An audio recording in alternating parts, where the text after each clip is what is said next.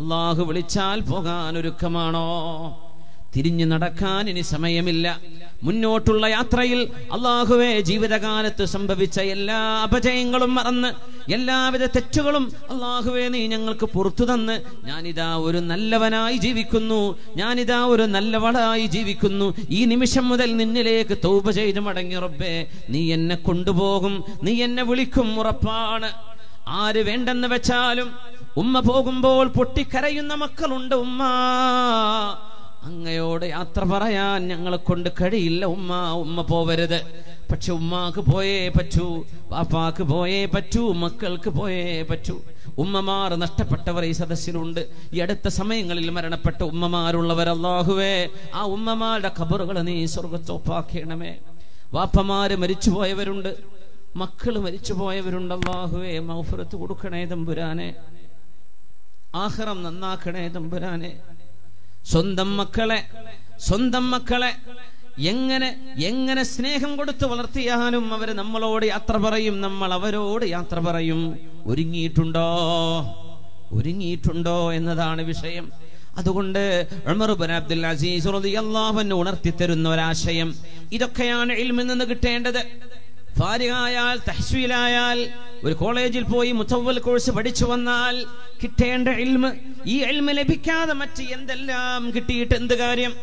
കുറെ ഫൽസഫകൾ, എന്തല്ലോ തത്വചിന്തകൾ, എന്ത് കാര്യം, എന്ത് നേട്ടം? ഇതല്ലയോ ഐനുൽ ഇൽമ്, വിജ്ഞാനത്തിന്റെ കോർ എന്ന് പറയുന്നത്, അടിസ്ഥാനം എന്ന് പറയുന്നത് ഈ ഇൽമല്ലയോ? അല്ലാഹുവിനെ കുറിച്ച്, പരലോകത്തെ കുറിച്ചുള്ള അറിവ്.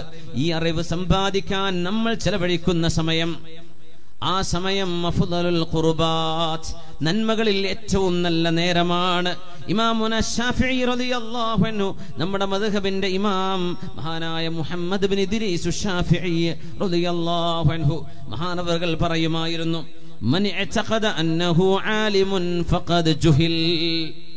താനൊരു പണ്ഡിതനാണെന്ന് ആർക്കെങ്കിലും തോന്നുന്നുണ്ടെങ്കിൽ, താനൊരു പണ്ഡിതനാണ്, ഞാനെല്ലാം അറിഞ്ഞിട്ടുണ്ട്, എനിക്കെല്ലാം അറിയുമെന്ന് ആരെങ്കിലും സ്വയം നടിക്കുകയോ ഭാവിക്കുകയോ പ്രഖ്യാപിക്കുകയോ ആ തരത്തിലുള്ള സ്വഭാവം കാണിക്കുകയോ ചെയ്താൽ ഫഖദ് ജുഹിൽ, അവൻ ജഹാലത്ത് കൊണ്ട് പരീക്ഷിക്കപ്പെട്ടവനാണ്.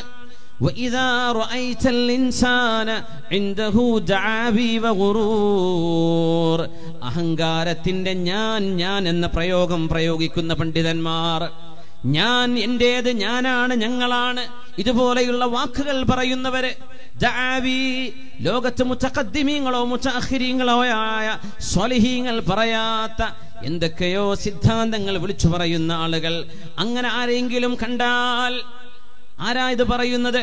നമ്മുടെ മദ്ഹബിന്റെ ഇമാം മുഹമ്മദ് ഇബ്നു ഇദ്രീസ് ശാഫിഈ റളിയല്ലാഹു അൻഹു, ആലിമു ഖുറൈശിൻ യംലഉ തിബാഖൽ അർളി ഇൽമാ, ലോകത്തിന്റെ ചക്രവാള സീമകളെ വിജ്ഞാനം കൊണ്ട് നിറക്കാൻ വന്ന ഹബീബിന്റെ കുടുംബത്തിൽ വന്ന യമനി കുടുംബത്തിൽ, സയ്യിദ് കുടുംബത്തിൽ ജനിച്ച തങ്ങളായ മഹാനായ മുഹമ്മദ് ഇബ്നു ഇദ്രീസ് ശാഫിഈ റളിയല്ലാഹു അൻഹു പറയട്ടെ, ആർക്കെങ്കിലും അഹങ്കാര സ്വരം കടന്നുകൂടുകയും ആരുടെയെങ്കിലും മനസ്സിൽ ഞാൻ എന്ന ഭാവമുണ്ടാവുകയും, അഹങ്കാരത്തിന്റെ നടത്തം, ജാടയോടുകൂടെയുള്ള നടത്തം, അഹങ്കാരത്തിന്റെ പെരുമാറ്റം ആരിലെങ്കിലും നിങ്ങൾ കണ്ടാൽ ഫഅലം, അറിയണം, അന്നഹു മിൻ അജ്ഹലിന്നാസ്, ജനങ്ങളിൽ ഏറ്റവും വിവരമില്ലാത്ത മനുഷ്യൻ, പണ്ഡിതനാണെന്ന് പറയുന്ന ആ മനുഷ്യനാണെന്ന് നമ്മുടെ പ്രഗത്ഭനായ ഇമാം, മദ്ഹബുകളുടെ ഇമാം, ഉസൂലുൽ ഫിഖ് ലോകത്തിന് സമ്മാനിച്ച മഹാൻ,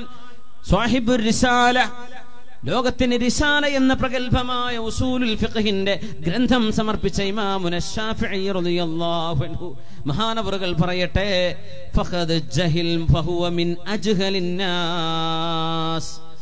ജനങ്ങളിൽ ഏറ്റവും വിവരമില്ലാത്തവൻ, അഹങ്കാരം പറയുന്നവരാണ്.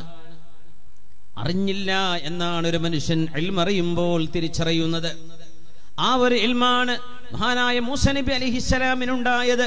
നമ്മുടെ ഈ സദസ്സ് പ്രഗൽഭനായ ഒരു മഹാ ആലിമിനെ സംബന്ധിച്ചുള്ള ഒരു റൂസോ അനുസ്മരണമോ ആയതുകൊണ്ട് തന്നെ ഇൽമിന്റെ ത്യാഗം, അള്ളാഹുവിന് വേണ്ടി വിജ്ഞാനത്തിന് ത്യാഗം ചെയ്തവരെ നമുക്ക് ഓർക്കാതിരിക്കാൻ കഴിയില്ല.